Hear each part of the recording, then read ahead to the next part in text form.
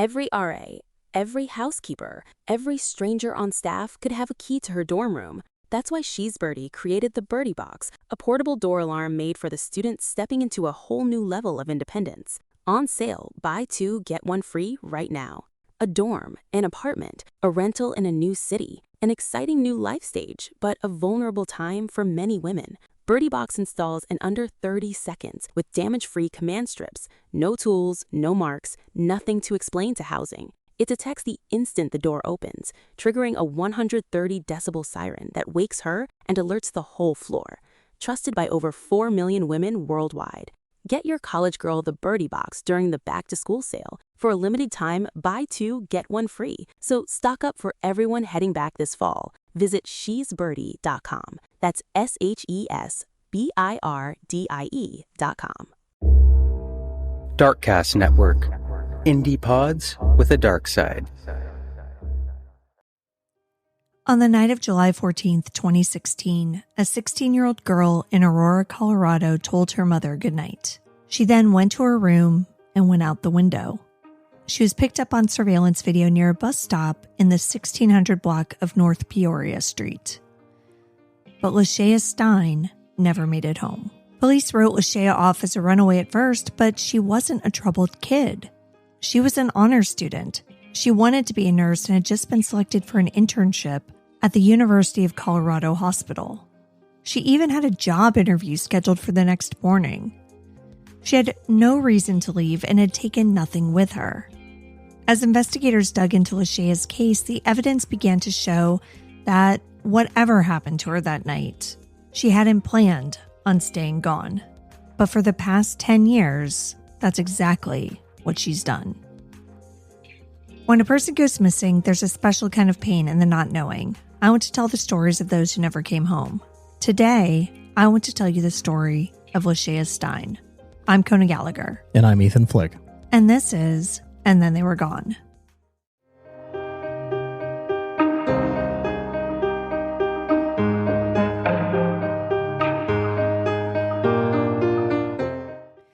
Welcome back, everyone. Welcome back.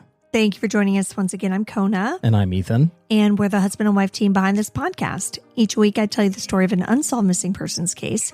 Ethan doesn't know anything about the case going into the episode and is here to provide his reactions and questions in real time, hopefully asking some of the same ones you have at home. So right off the bat, I want to apologize. I lost my voice for the last couple days. It is pretty much back, but as we recorded that intro, I realized it's not quite at 100%. It's definitely not at 100, yeah. So hopefully it's close enough that you guys will be okay. I just didn't really want to delay, a new episode for a week because of this. So I'm going to drink a lot of water and just hopefully get through it.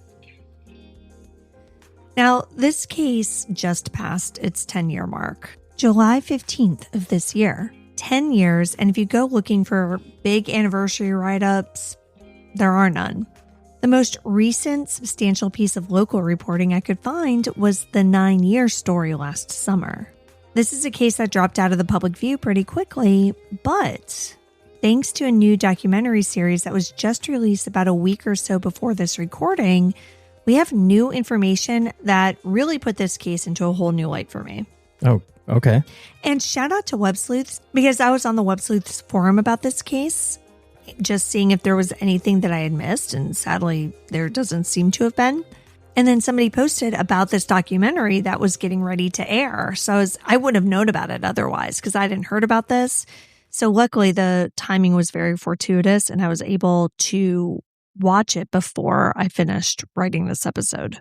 So what is the documentary called, and where can they stream it? Well, I was going to get into all of that. Okay, all right. But it's called Somebody Knows Something, and you can stream it on Hulu. Okay. Or Freeform. I think it was originally on Freeform and then on Hulu. But yes, I will talk a little bit more about it, including the host later on. But before we get into all that, we've had a few folks join us over on Patreon, so I'd like to take a moment to give them a shout out. Thank you to Haley, Kim H., Lori, and Amanda F. We really appreciate your support. Thank you all so much. As a reminder, if you'd like to get our episodes ad-free and sometimes early, you can join us over on Patreon at any level, starting at just $2 a month. You'll also get a free copy of the ebook that I wrote. Oh my God, before we start, I have one more thing to say. So I was on YouTube yesterday, which is not our primary home. So for those of you who are listening to this on YouTube, like I put those on there mainly for Google search results at this point. But we are primarily, we're an audio podcast, so it's primarily Apple Podcasts or Spotify or whatever. But I was on there yesterday, and so I went through some comments, which I hadn't done in a while, and it was not great.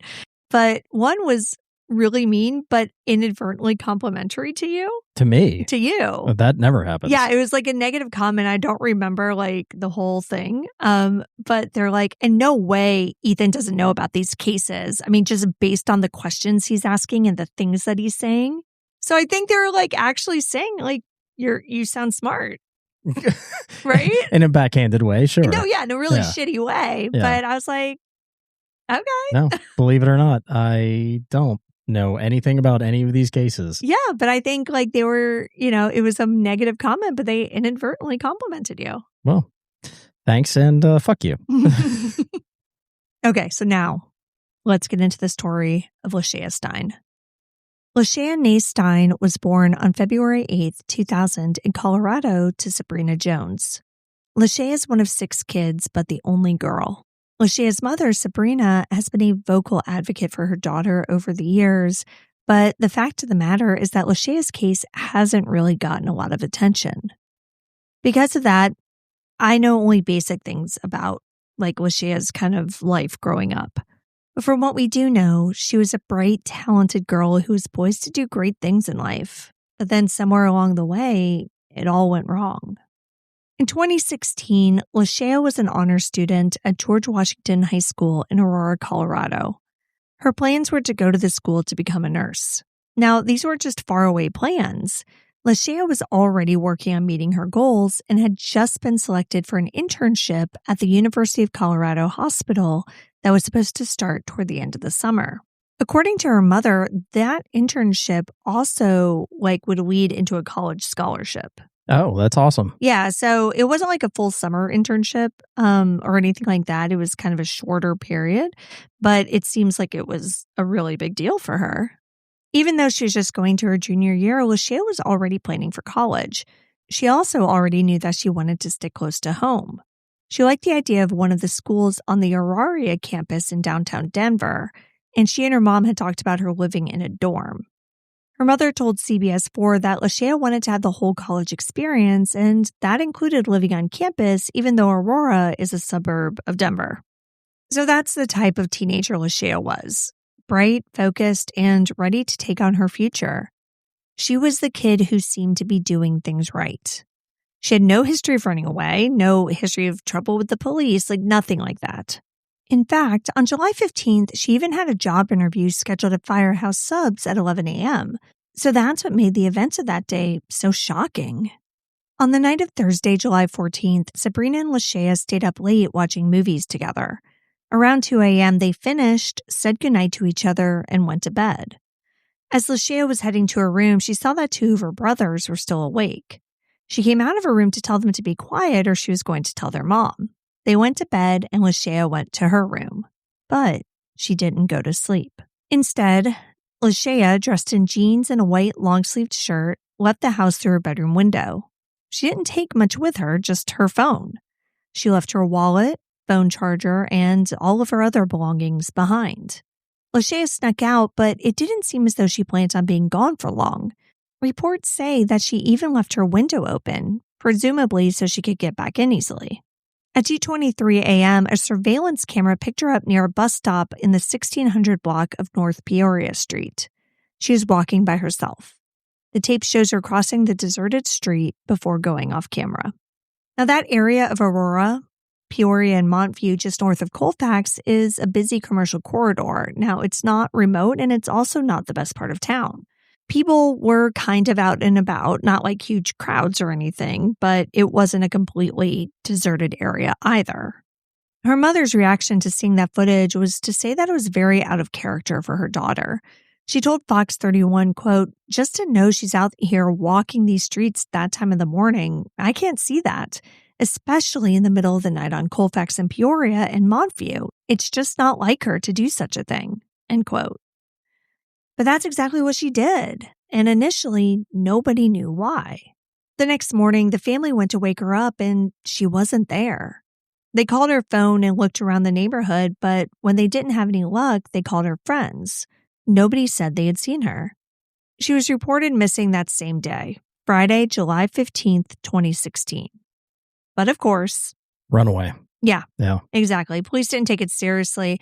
They wrote her off as a runaway, and from everything I've seen, they didn't really start their investigation into her disappearance until a week later. A week? A week. And, that might not be like 100% true, but it didn't hit the media for a full week. So while it may have started a little bit before that, it doesn't sound like it started in earnest for an entire week. After wasting a week waiting for a responsible girl to come back on her own, Aurora police say they responded seriously. Within a few weeks, Chief Nick Metz was in front of cameras calling it a top priority and saying his department had received information that gave them, quote, "greater concern for her safety," end quote. Oh, so now it's a concern. Right. Not the fact that she's, hasn't come home for a week. Yeah. I mean, a 16-year-old girl being gone for a week, regardless of whether she was a runaway or not, that doesn't make you think that she might be in danger. No, and it was kind of irritating. And, like I said, we're going to get into the documentary later in the episode. But in the documentary, the detectives, so there were two detectives who were interviewed, one who had just been put on the case in 2022 or something, and one who kind of worked on it from the beginning. And she was like, well, we get a ton of reports like this in Aurora, which, I'm sure is true. She's like, and most of the time it's like, okay, a teenager snuck out of the house. Okay, let's just wait for them to come home. Maybe they're out of friends and they'll be back later that afternoon, which, okay, sure, fine. But that afternoon is very different from a week later. Yeah, exactly. Sure, give them a little bit of time to come home, but that's a week is nuts. Right. Even several days. Yeah, exactly. Now all of your evidence is gone. And who knows where she could be. Right. Aurora police also wasn't giving a lot of details about the information that they received. Chief Metz said, quote, "We have received information that is causing us to be of much greater concern for her safety. We get runaway reports all the time. Something happened in the information we got here that's a little bit different," end quote. Okay. That's it? Yeah, that's it. It's super vague. Yeah, and it would be another 4 years before the public finally got a hint as to what he was talking about, and a decade before we got details. This message is sponsored by Greenlight.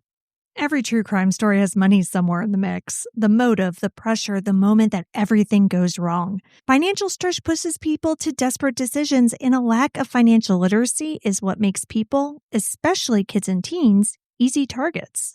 Greenlight is a debit card and app for families, but it's more than just a money tool. It's a safety net for teaching kids about money while also helping protect them before bad habits, bad actors, or real-world risks take hold. Give your kids the financial education and real-world protection most of us never got. We've been using Greenlight for our older two boys for years, and we love the way it works. We love to see where their money is going, being able to transfer money in quickly. It's just been so easy for us. Every day they're handling money without guidance is a missed opportunity. Start your risk-free Greenlight trial today at greenlight.com/ATTWG. Don't wait to teach your kids real-world money skills. That's greenlight.com/ATTWG to get started. greenlight.com/ATTWG. Does anyone else feel like August is the Sunday of summer? It's the perfect time to hit reset before the autumn rush, and for me, that always starts with my wardrobe. Quince proves that you don't need a crowded closet to look incredible, you just need the right pieces, and I just bought a couple of great ones from Quince. I got this beautiful ribbed elbow-length shirt that will transition from summer to fall, and even though it's basically a short-sleeve t-shirt, it looks super elevated. And it certainly helps that everything at Quince is priced 50 to 80% less than similar brands.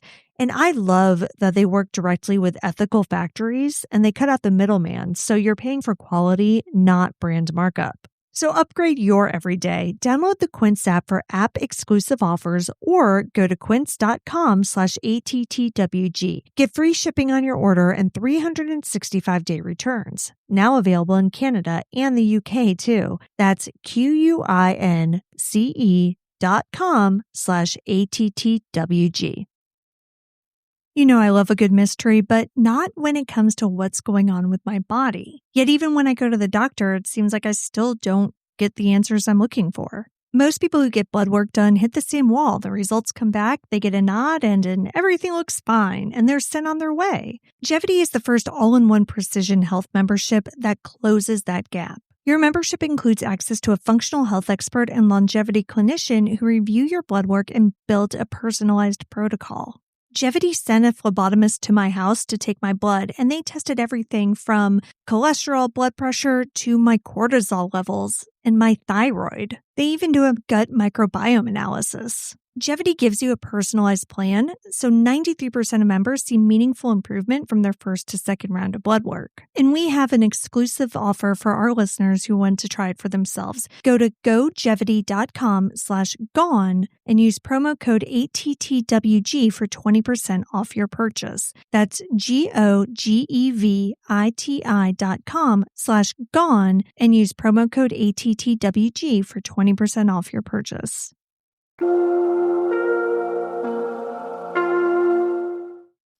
Back in 2016, though, Lashaya's family seemed to believe that she was still out there alive somewhere and was likely being held against her will. The first article I was able to find on Lashaya's disappearance was from July 22nd. In it, Sabrina says, quote, "I just feel like something is wrong, and I feel like she wants to come home, and someone is either talking her out of it or they're not allowing her to." End quote. She then went on to appeal directly to her daughter. Quote, "I'm not mad at you. I'm just scared. And to at least call me to let me know you're all right." End quote. Aurora Police brought in multiple agencies, including search and rescue teams, in order to look for Lashaya. Volunteers posted flyers, and an emergency response team canvassed the area near Peoria Street and East Montview Boulevard, because that's where that surveillance footage is from. Right. Didn't you say that she left her house with her cell phone? Yeah. Yes. So they were, working on her cell phone as well. They weren't publicizing a lot of that at the time. Okay. But that's probably what led them to get that initial surveillance footage, because they were picking her locations. Okay. Sightings of Lashaya began coming into police and the family almost immediately. On July 23rd, a witness reported seeing a girl who might have been Lashaya at a bus stop in the 1600 block of North Peoria. Officers responded, but by the time they got there, she was gone.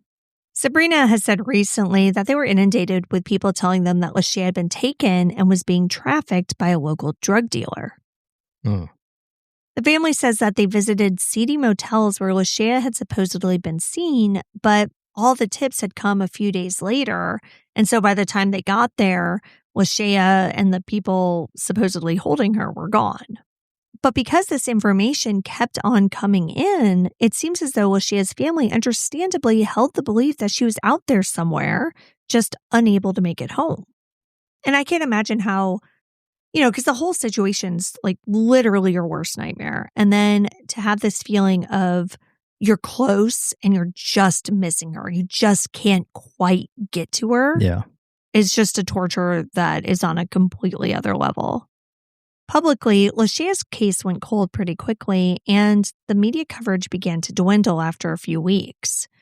But behind the scenes, Aurora Police were still working. They just weren't telling the public anything. Hopefully at this point, they, aside from pinging the location of the phone, hopefully they got her phone records. Yes. Got her text messages. Yes.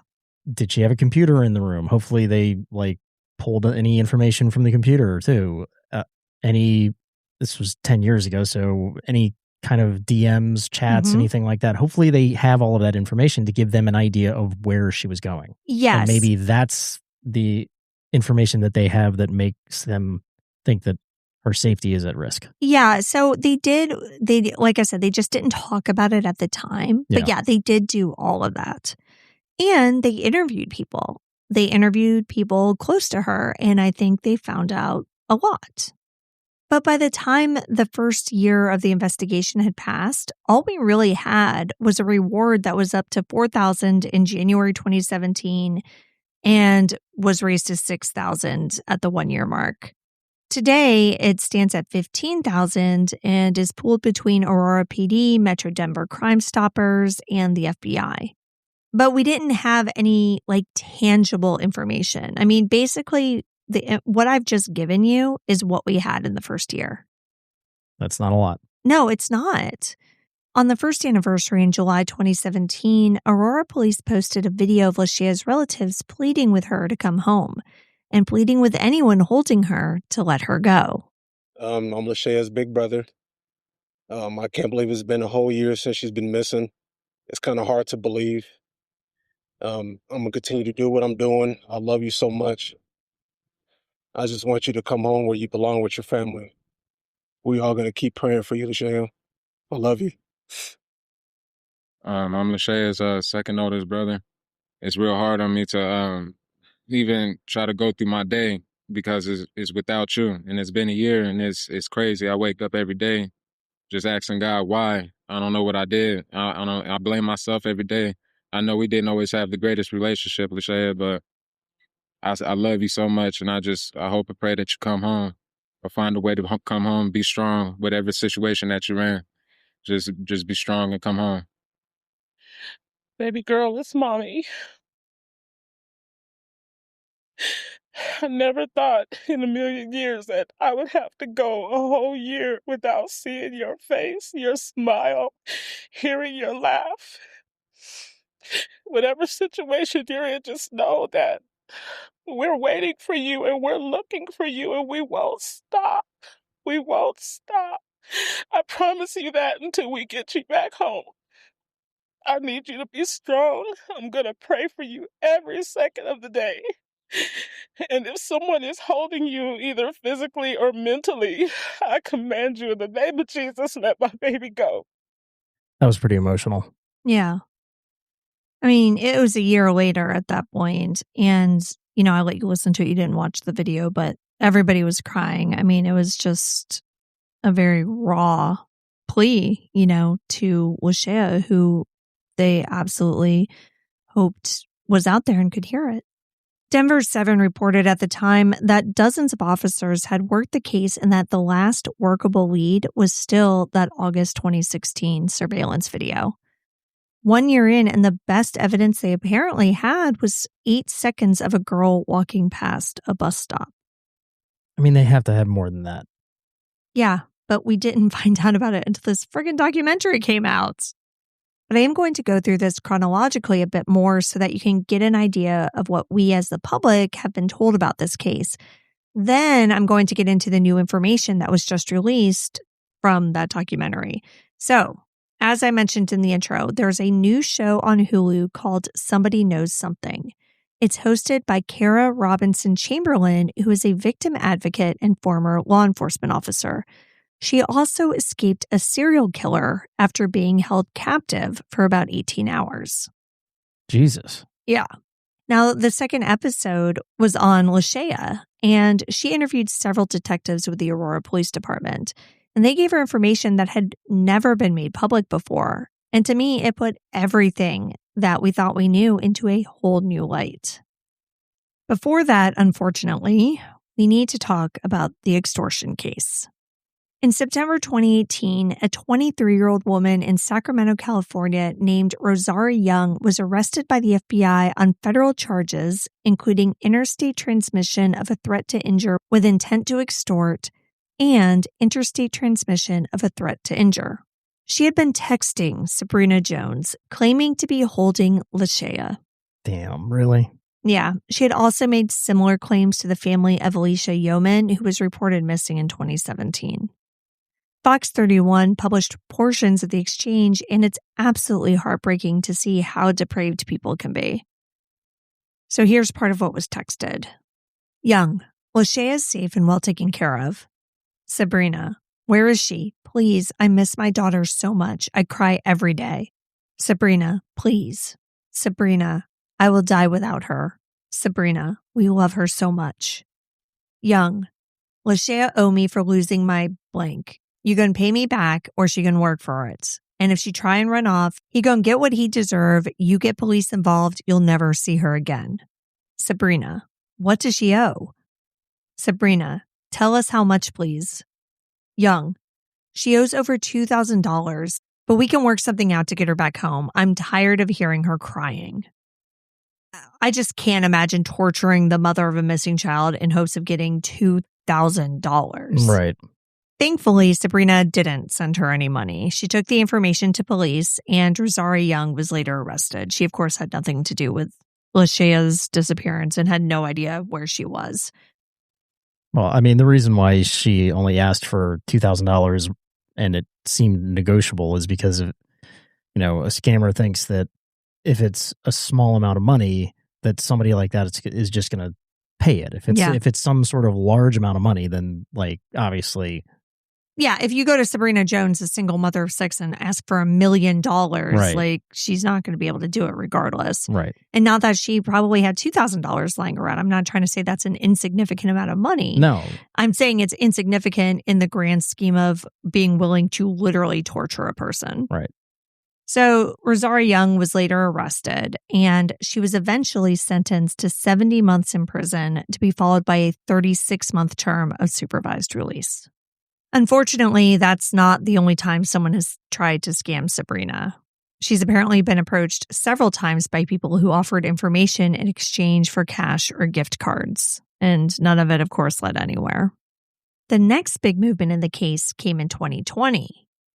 On November 10th of that year, Aurora Police and FBI agents arrived at a house at 2200 Lansing Street, which is less than a mile from where Lashaya was last seen, armed with a search warrant. They brought cadaver dogs, jackhammers, and concrete saws. They brought heavy equipment that an APD spokesperson said the department didn't even own. They were there for 3 days, and they were focusing on the basement. At the time, police said that a tip brought them there, and that Lashaya knew the person renting the home at the time she disappeared. But back in 2016, they didn't have enough probable cause for a search warrant, and the family didn't give them permission.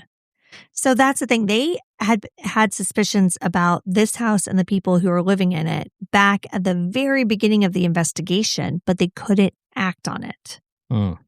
So we're assuming that this is a new occupant of the house, and then they did give the police permission. Yeah. So 4 years later in 2020, the family who was renting it was gone, and the owner of the home gave police permission to do the search.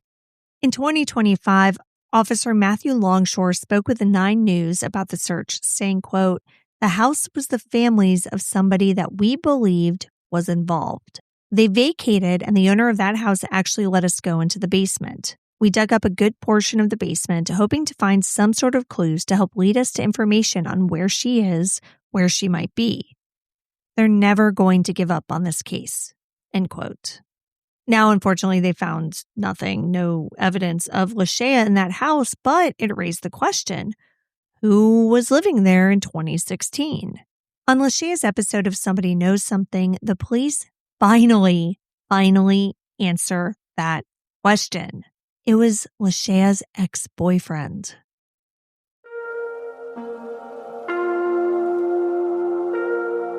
Look, everybody's talking about GLP-1 weight loss medication right now, but what most people don't know is that getting started is so much easier than you may think. Most people assume it's hard to access or out of reach, but BreezeMed changes that. It's medically supervised weight loss that's completely online. No clinics, no referrals, no waiting rooms, just a licensed provider who handles everything. It's efficient. You fill out a form in under 5 minutes, and if you qualify, medication is shipped directly to your door. And these are licensed providers, it's medically supervised, and there are no hidden fees, especially with 20% off your first order. And with BreezeMeds, you can get started for $199 a month, and it ships to your door for free. No subscriptions, no lock-ins, and no hidden charges. Get 20% off your first order with code ATTWG at breezemeds.com. That's 20% off your first order, code ATTWG at breezemeds.com. This podcast is sponsored by Talkspace. Ever feel like you're being pushed or pulled in more directions than you can even begin to process? When life demands more than you can give at work, in your relationship, or at home, Talkspace can help. Talkspace provides convenient online access to therapy, psychiatry, and mental health support. Just answer a few questions online and Talkspace will match you with a licensed provider in less than 2 days, with some even offering same-day appointments. Chat with a therapist over live video, audio, or messaging so you can get mental health support that fits your lifestyle and schedule. No taking time off work, no commuting to an office, and no waiting room. Just support that meets you right where you are. Best of all, Talkspace is covered by most major insurance plans with an average copay of $15. Get space when you need it with Talkspace. And now you can get $80 off your first month with promo code SPACE80 when you go to Talkspace.com. Get $80 off your first month with promo code SPACE80 at Talkspace.com. That's Talkspace.com. I mean, why couldn't they have let that information out earlier? I guess because he was a minor and they didn't have probable cause to do anything. So they just didn't want to smear his name, the family's name, through the mud. I guess we're supposed to assume that they talked to him back when she went missing. They did. And they talk about this in the documentary. Okay. What's more is the police confirmed that's who Lashaya was going to meet when she snuck out that night. According to Sabrina, who also appeared in the documentary, Lashaya had been dating a boy her age for a few months prior to her disappearance. Sabrina met him once and was not impressed. He didn't really speak much and didn't seem very polite to Sabrina, and she didn't want Lashaya hanging out with him. I mean, Sabrina was very focused on Lashaya's education. And Lashaya, like I said, was an honor student, got great grades. But she was even worried about Lashaya getting a job. Remember I said she had a job interview scheduled? Yeah. But she was even hesitant to let her do that because she didn't want it to interfere with schoolwork. But Sabrina's like, okay, if you think you can do this and, handle it and handle school, it's fine. Because she said, Lashaya just wanted to buy things. Right. It's typical teenage stuff. She wanted her own spending money and getting a job was how she was going to do it. So the point is that, Sabrina was very focused on Lashaya's education and didn't want her running around with some guy who, kind of seemed like a loser to her. At some point prior to her disappearance, Lashaya told her mom that she had stopped seeing the boy, and Sabrina believed her because she had no reason not to, and he hadn't come around again. But that apparently wasn't quite the case. According to APD, Lashaya had contacted the boy and had asked him to meet her at a middle school that was about a mile away from her house. And this matches up with the surveillance video that's been released. What's more, police said they had an additional video of Lashaya from that night that shows her meeting someone, assumed to be the boyfriend. You can't exactly tell that it's him on the video, but it matches up with everything that he said. So there's no reason to think that it wasn't him. And it generally matches his description, But unfortunately, the video doesn't show either one of them leaving. Now, police did confirm that they interviewed the boyfriend and his parents during the initial investigation and learned that Lashaya had told him that she needed to meet so she could tell him something. Okay. He said that they ended up meeting at the school around 2:30 a.m., which again lines up with the video that we already had and the video that they had from the middle school. Now, he says that he was already annoyed because he had been waiting there since around 2. So she got there and was like, okay, let's talk. She wanted him to sit down so they could have this conversation, but he didn't want to. He was agitated. He was annoyed. And he says that he ultimately left before she could tell him what she wanted to tell him. Mm-hmm. And he never saw her again. Sure. I don't buy it. As for what Lashaya wanted to tell him, we don't know because he said she never got to it and she isn't here. But there were a few more interesting parts to this. When detectives interviewed the boyfriend, they observed scratches on his arm. they asked him about it, and he admitted they were from Lashaya. But he said that he got them because she grabbed his arm to make him sit down. Okay. I mean, that's a touch far-fetched. I mean, you if somebody's grabbing your arm to help to like make you sit down, you don't get like defensive wounds. You know what I mean? Yeah. Yeah, and because he was a minor and, all of that, they really didn't have like a lot of probable cause, I'm sure it wasn't like an adult where you'd be like, okay, we'll remove your shirt, like Yeah. let's check your whole body, Right. So that was just all that they observed was these scratches on the one arm. I mean, who knows if there was more. Right. But I mean, even I can see if this interview had taken place the next day, that Yeah. there could potentially be red marks from, her grabbing onto him and saying, sit down. But remember, the police didn't really do anything for several days to a week later. Right. So, for the scratches to still be there At least several days later. Yeah. those are defensive wounds. That's not. Yeah, that she must have been really wanting him to sit down. Yeah. The other interesting bit of information that I'm guessing the police got from the interview with the parents is that the boy's father apparently did not approve of him dating Lashaya. And, Sabrina didn't approve of it either. So, that's not a big deal in and of itself. But the reason he didn't approve is because Lashaya is Black. Now, mind you, the boy's father is also Black. But he married a white woman and apparently wanted his son to follow that path. Okay. That's just kind of strange. Now, as for what the news was, it looks like everyone's mind went to the same place yours probably did. That Lashaya was pregnant. Oh. Yeah. Okay, so that's No. not that you didn't even think about that? Nope, when didn't even cross my she mind. wanted to meet him in a playground at 2 a.m. and had something really important to say to him? No, but I guess that one person that commented was wrong. Well, that's where my mind immediately went. Now, Sabrina says that she believes her daughter was still menstruating up to her disappearance. And, that might be a weird thing. Like, why would a mother know that? Remember, Lashaya was the only other female in that house. Right. So, they shared bathrooms. Like, if she was still shopping for tampons or whatever for Lashaya, there are reasons why a mother would know these things. So, okay. So maybe Lashaya wasn't pregnant. Maybe she was. I mean, we truly just don't know. But detectives brought up an interesting point, which is even if she wasn't, that doesn't mean that she couldn't have told him that she was. And they didn't just think this for no reason. The detective said that Lashaya and this boy had kind of like a weird relationship. And at some point, he had told Lashaya that he had cancer, even though he didn't. And so they're like, well, maybe Lashaya told him that she was pregnant in order to reel him back in, or whatever it was. Okay.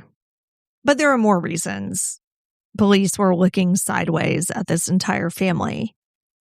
Soon after Lashaya's disappearance, the father was observed taking large chunks of concrete out of the house.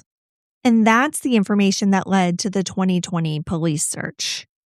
Police thought that Lashaya may have been killed either, around the middle school or back at the house or, however it happened, and then was ultimately buried in the basement.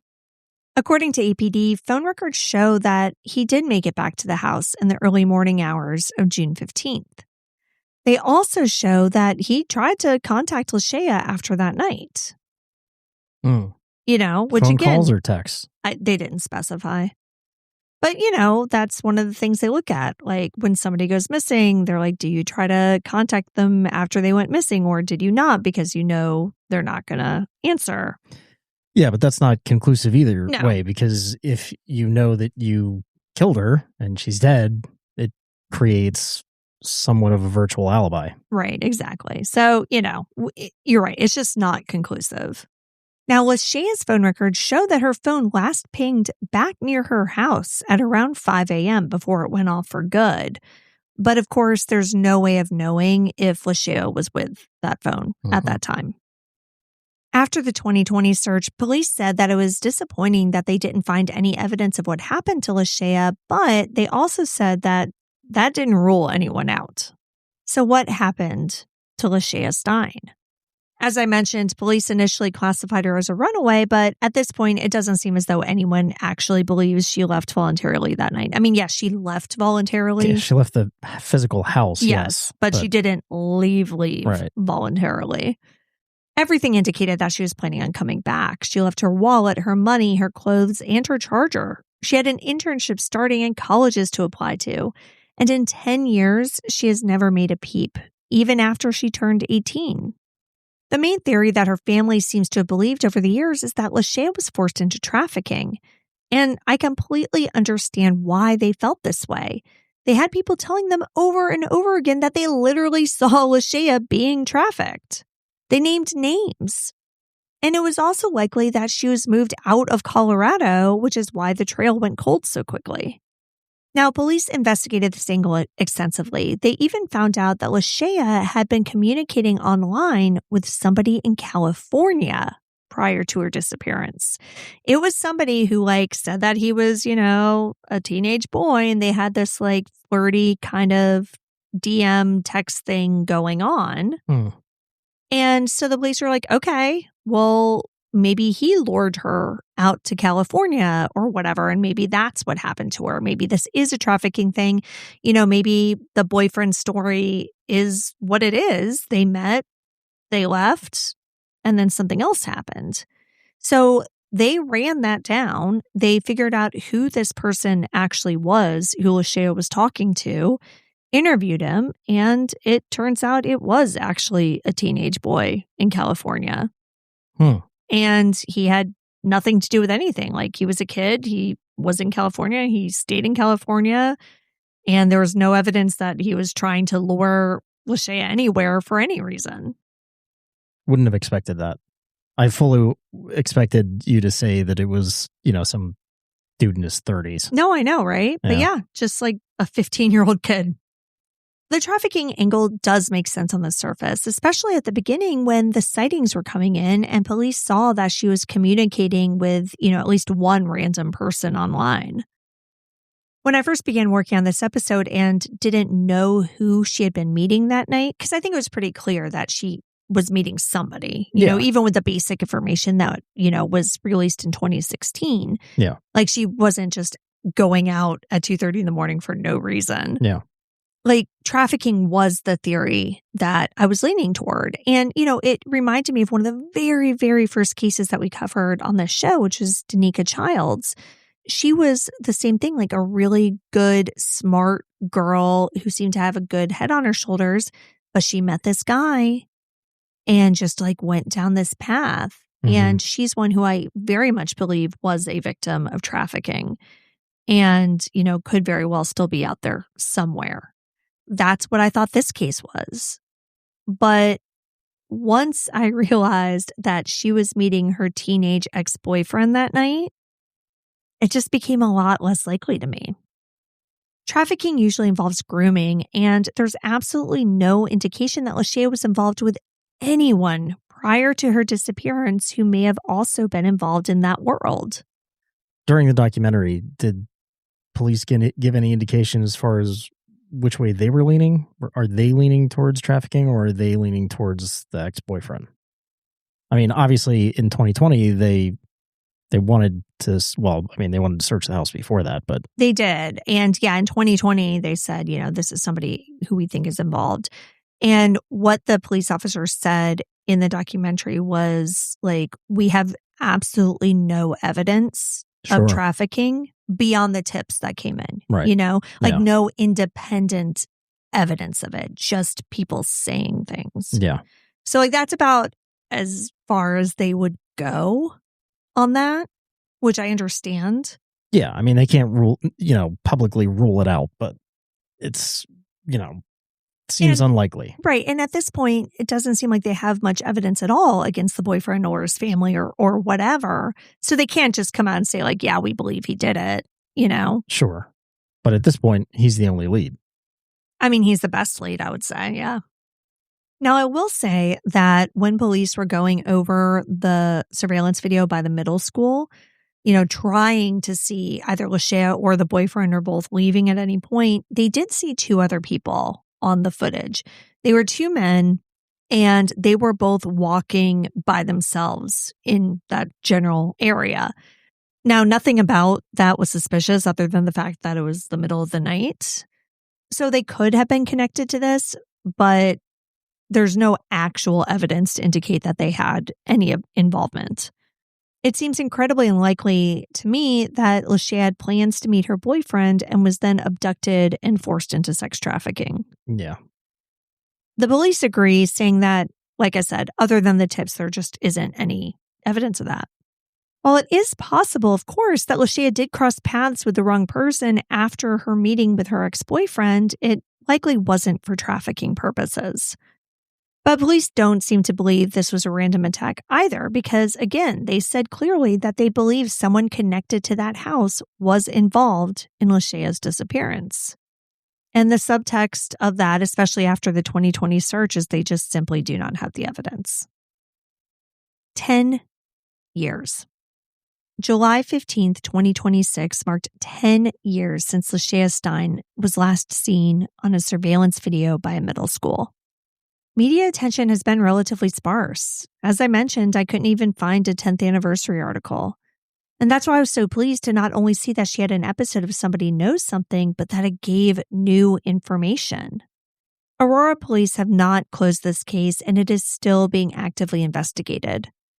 Officer Longshore told Fox 31 last summer that detectives who've since been promoted several ranks still won't let this case go. He also said that investigators had recently flown out of state to make contact with someone they thought might be involved. So I'm taking that to mean somebody in this kid's family. Yeah. You know, him or a family member. But, Right. you know, of course, speculation on my part. I have no idea.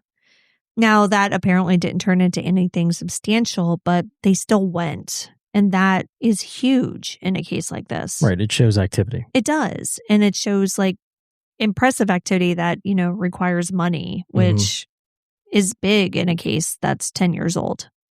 As for Sabrina Jones, she's still doing what she has done since July 2016, which is refuse to let her daughter become a statistic. She told Denver 7 in 2024 that what she's afraid of has changed, that she used to dread being told Lashaya was dead, and now what she wants is simply to know. Quote, "If my baby is not alive, I want to know that," end quote.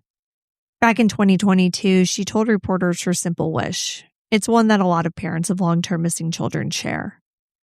Quote, "More than anything in this world, even if it means the worst, I just want to know what happened to her, good or bad. If she's out there living her best life, I want to know about that. If she's under another identity, I just want to know that. If my baby is not alive, I want to know that," end quote. Lashaya would be 26 now. 26 is old enough to have finished nursing school, old enough to have worked a few years at that hospital where she was supposed to start an internship the August she disappeared. It's old enough to have moved out, come back, and moved out again. There was so much that Lashaya should have done in the past 10 years, but instead, she's just gone. She should be somewhere, and somebody knows where.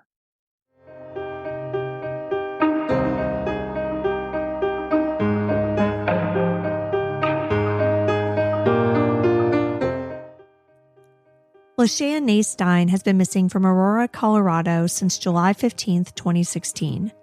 She's a Black female with long black hair that was in cornrows at the time she disappeared and brown eyes.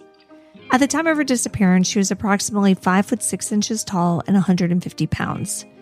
She has a quarter-sized round scar on her chest and pierced ears. She was last seen wearing black stonewashed jeans, silver hoop earrings, and a white long-sleeve shirt. Lashaya was 16 when she went missing. She would be 26 today. If you have any information about Lashaya's disappearance, please contact the Aurora Police Department at 303-627-3100. You can also contact the Aurora Police Crimes Against Children tip line at 303-739-6164 or Metro Denver Crime Stoppers at 720-913-7867. You can remain anonymous. There's a combined reward of up to $15,000 for information leading to her whereabouts. You can see all the sources for this episode along with photos and videos at our website, andthentheyweregone.com. And be sure to follow us on social, and Then They Were Gone Pod on Facebook and at ATTWG Pod on Instagram and TikTok. If you like what we're doing, please subscribe and consider leaving a 5-star review on Apple Podcasts or Spotify. It will help new listeners find us. And the more people that listen, the more chances we have of bringing someone home. And we'll see you here next week for a brand new episode. See you next week. And Then They Were Gone is hosted by Kona Gallagher and Ethan Flick. All research, writing, and editing is done by me, Kona Gallagher. Theme music is The Stork by Ketsa. Additional music is provided by Kai Engel. And Then They Were Gone is a Little Monster production. Hey, you can do it!